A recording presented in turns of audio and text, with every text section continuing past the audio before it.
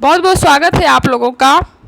शुरू करते हैं आज का वीडियो। आज का वीडियो गद्यांश जो आते हैं, आप देखे होंगे सी टेट और या यूपी टेट में हिंदी का जो पेपर होता है उसमें एक गद्यांश या पद्यांश दोनों में से कुछ भी दे सकता है और उसमें से अधिकतर जो है 5 नंबर के प्रश्न पूछे जाते हैं। ठीक है, और वे जो प्रश्न होते हैं वे गद्यांश के अंदर से ही होते हैं, यानी कि यदि आप अच्छे से इस प्रश्न को कर लेते हैं या समझ लेते हैं तो आपके 5 नंबर पक्के।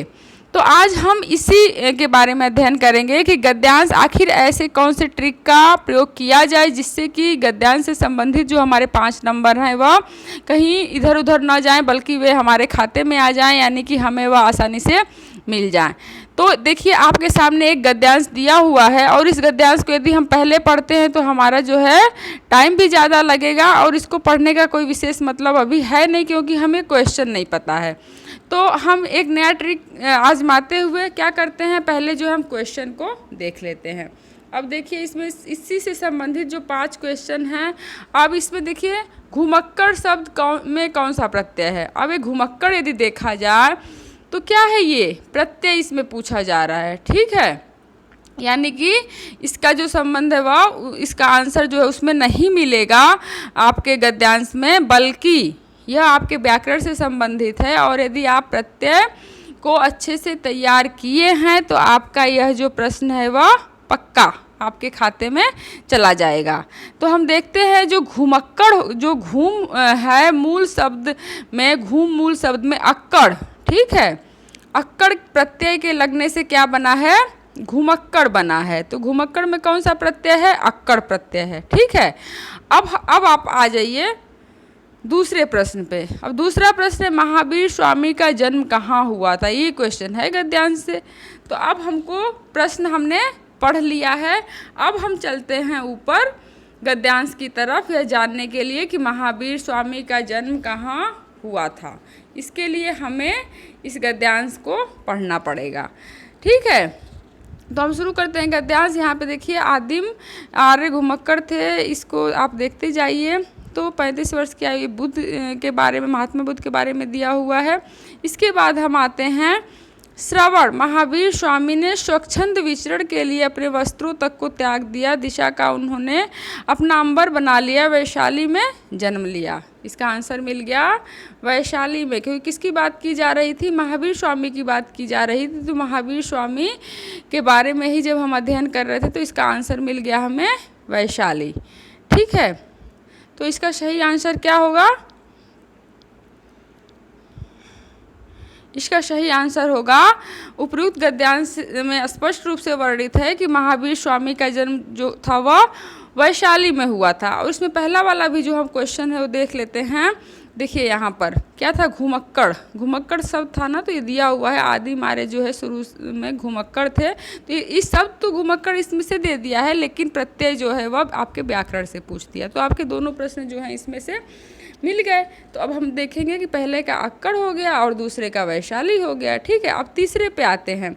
तीसरा क्या है, स्वच्छंद। स्वच्छंद में कौन सी संधि है। अब ये जो है क्या हुआ आपका, ये संधि से संबंधित प्रश्न हो गया, यानी कि अब हमें इसको गद्यांश में देखने की ज़रूरत नहीं है बल्कि हमें संधि का ज्ञान होना चाहिए। तो इसके लिए अब ये डिपेंड करता है कि आप व्याकरण की तैयारी कैसे किए हैं। यदि व्याकरण की तैयारी आप अच्छे से किए हैं तो आपका एक क्वेश्चन पक्का आपके खाते में जाएगा। तो हम देखेंगे कि स्वच्छंद जो है वह स्वधन छंद, स्वच्छंद। ठीक है, स्वधन छंद मिल करके वो बनता है स्वच्छंद। तो इसमें जो है इसके अंतर्गत हम देखेंगे कि व्यंजन संधि है इसमें।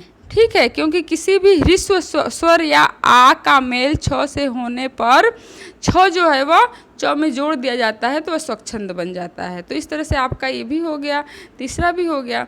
अब चौथे वाले प्रश्न पे हम आते हैं। चौथा प्रश्न है महात्मा बुद्ध ने जब बुद्धत्व प्राप्त किया तो उनकी उम्र, महात्मा बुद्ध की, यहाँ महावीर स्वामी नहीं बल्कि महात्मा बुद्ध की उम्र या उनकी अवस्था कितनी थी जब बुद्धत्व उन्होंने प्राप्त किया। तो अब इसके लिए फिर हमें वापस कहाँ चलना पड़ेगा हमें अब गद्यांश पे। ठीक है, देखिए यहाँ पे आपको स्पष्ट दिख गया कि 35 वर्ष की अवस्था में है ना। 35 वर्ष की अवस्था में उन्होंने बुद्धत्व प्राप्त कर लिया। और यही क्वेश्चन है ना, कितने वर्ष की अवस्था में उन्होंने बुद्धत्व प्राप्त कर लिया। तो आपका जो है आंसर ऐसे यही मिल गया, क्योंकि आप पहले आंसर को पढ़ लिए हैं। तो आप पहले क्वेश्चन को पढ़ लिए हैं, तो आपको क्वेश्चन समझ में आ गया है, तो आपको आंसर जो है अपने आप ही दिख गया। ठीक है। और यही अगर आप पहले गद्यांश को पढ़ लेते फिर आप क्वेश्चन पढ़ते, तो फिर आपको दोबारा गद्यांश पढ़ना पड़ता। तो इसलिए हमेशा ध्यान रखिए कि पहले क्वेश्चन को आप देख लीजिए ध्यान से, फिर आप गद्यांश पे आइए, तो आपका जो है क्वेश्चन वह कभी गलत नहीं होगा। तो हम अब यहाँ पे आते हैं और देखते हैं महात्मा बुद्ध का जो जन्म था वह उन्होंने बुद्धत्व प्राप्त किया था 35 वर्ष की अवस्था में। ऑप्शन नंबर 2 इसका सही होगा। नेक्स्ट क्वेश्चन पे चलते हैं। श्रुति धर्म का क्या अर्थ है? ठीक है, 4 ऑप्शन है, जैन धर्म, बौद्ध धर्म, मुस्लिम धर्म और वैदिक धर्म। तो अब इसके लिए भी हमें ऊपर चलना पड़ेगा। अब देखिए ये यहीं पे इसका आ गया, हमें आंसर मिल जाएगा, एकदम सामने दिख रहा है। श्रुति धर्म की रक्षा के लिए शंकराचार्य के प्रयत्नों से ही वैदिक धर्म, है ना, वैदिक धर्म का उत्थान हो सका। और वैदिक धर्म जो है आपके उसमें दिया हुआ है, ऑप्शन में दिया है ना, देखिए ऑप्शन नंबर 4 दिया है वैदिक धर्म, है ना। तो इस तरह से हम गद्यांश हो या पद्यांश हो, पहले क्वेश्चन को पढ़ करके फिर हम गद्यांश या पद्यांश को पढ़ेंगे, तो हमें आसानी से हमारे प्रश्नों के जो उत्तर हैं वह मिल जाएंगे। उम्मीद है कि आपको वीडियो पसंद आया होगा। यदि वीडियो पसंद आता है तो अधिक से अधिक सब्सक्राइब करिए, शेयर करिए, लाइक करिए और कमेंट के माध्यम से बताइए कि आपको वीडियो कैसा लगा या क्या पढ़ना है आपको। फिर ठीक है, मिलते हैं नेक्स्ट वीडियो में।